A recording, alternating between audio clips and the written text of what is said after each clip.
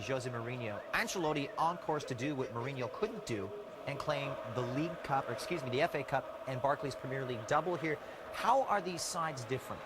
Well, I think the first and foremost that comes out is with Mourinho it was a new era for him. So he's, Ancelotti has took over a great squad where you look at Mourinho, he had to build a squad to try and win this trophy. That was his main objective, was to win the title. That was his brief to do that. The FA Cup and do the double is obviously very unique in the English Premier League to do that. So now Ancelotti's been able to build on what other managers have been able to do. Gus had it done very well with the FA Cup. So I think when you look at Mourinho, he had to build from scratch and he had the finance to do that. What Ancelotti's had to do is will and deal. Keith, there's some arguments perhaps that Ancelotti is winning this with Mourinho's side. I think so. I think it's a side that's evolved over the last few years. You've got to remember when Mourinho came in, as Warren said, this is a side that really had no history or tradition of winning titles in English football. You do have to come with a mentality of defending first, grinding out results. Mourinho did that, but I think that was down to the players too, not just Mourinho. They've evolved over the last few years and they've become a lot more confident as a group because of those first titles under Mourinho. So I do think Mourinho started things off, but Ancelotti certainly put his own stamp of authority on this squad too. Many thought that the tactics would become more conservative. That wasn't the case as we get 8 goals in the last day.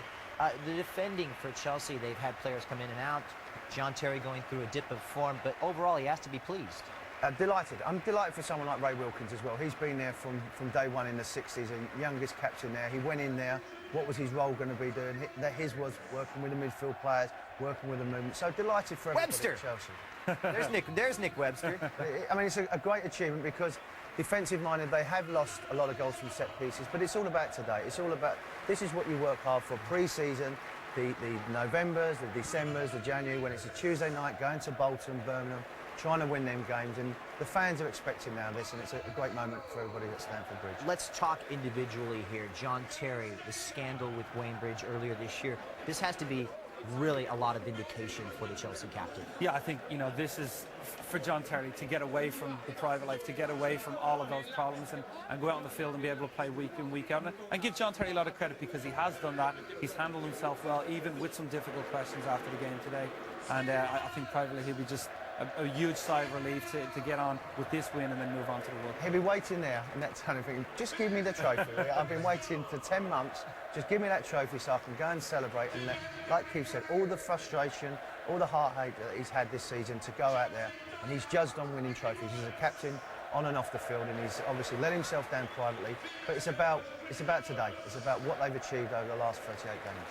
Some people say money can't buy happiness. Supporters of Chelsea will argue contrary to that point here.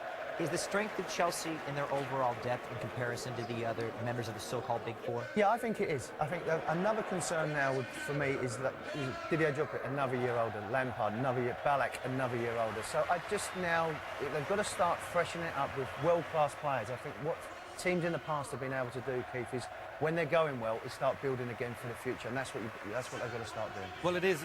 You've always seen clubs go through these transitions, and I think Carlo Ancelotti has already said he wants to bring some of the youth team players forward. They did spend a lot of money over the last few years. Frank Arneson went out and scouted some of the world's best young talent. So you have the likes of Gael Kakuta, who will join the squad next year, but they're not all of a sudden going to be contributors. And as you say, these players getting a year older, I do expect Chelsea to make some more signings than we've seen over the last few summers. And they're really talking about perhaps the future of Joe Cola. Any departures that come to mind here right at the top of your head? Well, I think obviously an Ashley Cole situation, but I think these type of days help you. It's down to the agents then to calm everything down and try and sort the situation. Because if you do lose a Joe Cole, you've got to go and spend obviously minutes. And he knows that. He knows his players throughout the world.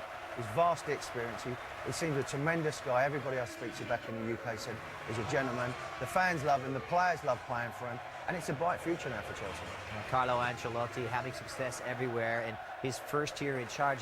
This is no small feat here. We saw Jose Mourinho come and do it, but how difficult is it for a foreign manager to come and win in England? I think more so the culture shock of going from one style of play in Italy, and over the last few years it had gone a little bit stale for him at AC Milan too. So I think the fact that he was coming in and wanted a fresh start himself certainly helped. And he'd come up against a lot of these teams in the Champions League. So I think he knew a little bit more about English football than we initially gave him credit for. And Keith, you mean it freshened him up because straight away he wanted to learn the language, and that just shows you that a man that wanted to do well wants to know that to start his career again, get him back into the world stage of winning domestic trophies, and as I said, he's got a great opportunity with the squad of players he has. Everybody talks about Fabio Capello ruling the England setup with an iron fist.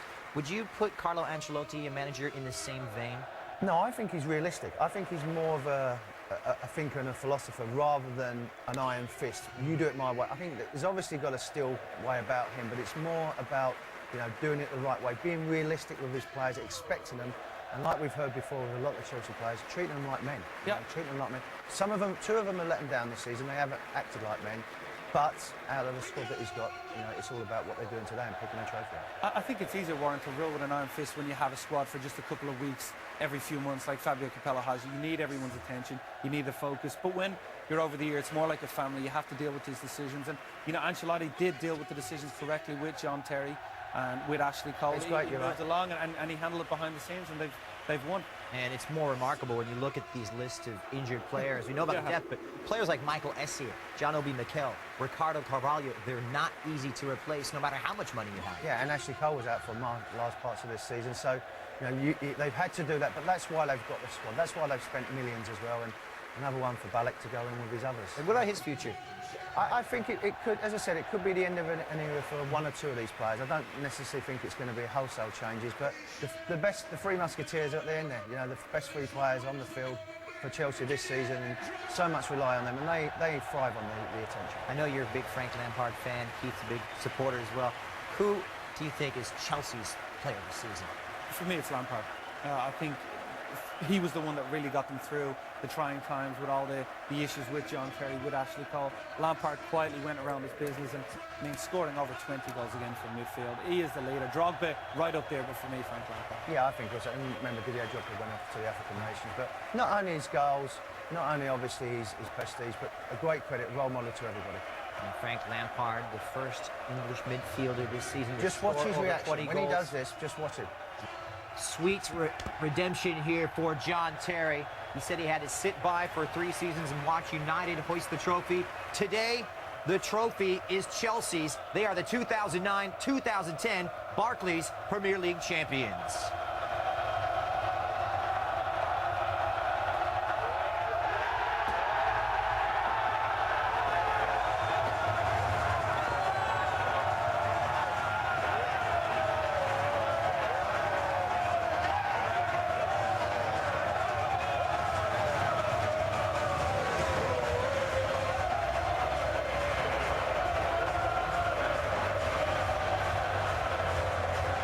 Time in West London. The Barclays Premier League title is back at Stamford Bridge for the first time since 2006. Chelsea demolishing Wigan by the score of 8-0. Manchester United, well, getting the victory over Stoke City, but the day belongs to the blue side of London here. Florent Malouda, perhaps the best player in 2010. And happy times for this man, Roman Abramovich. Some speculation as to how much investment he would continue to make into this side. Well, so far, so good. What he's put in has already paid off. And now Chelsea look to the future, and perhaps, just perhaps, the FA Cup and Barclays Premier League double is on the books. But you got to love Drogba's corner here as he celebrates with his loyal supporters. If everybody just thinks back to maybe 18 months ago when he said he wanted to leave, it wasn't happening for him. The fans have pulled it for him. You're talking about the ownership now wanting to spend. He'll remember this day, and now he'll get his wallet out in the summer and he'll build again. I wonder if is Luis Felipe Scolari watching this somewhere and saying, did I handle the Drogba situation wrongly? Because, you know, you've got to know your players, and he didn't embrace Drogba. Drogba's a player for me who needs the arm around the shoulder. He needs to feel love. When Gus Hiddink came in, he did that. He reinvigorated his game at Chelsea. What a season. I mean, to score that amount of goals, to win the Golden Boot again, it is proof that he still had a lot more to offer, and I still think he has a lot more to offer in the future, too. We'll see. Drugs is getting up there. One of the most 100 influential people in the world, according to Time magazine. But we look at Roman Abramovich. He's certainly, well, freshly tanned, but has to be pleased with this one here, perhaps renewing his interest in Chelsea.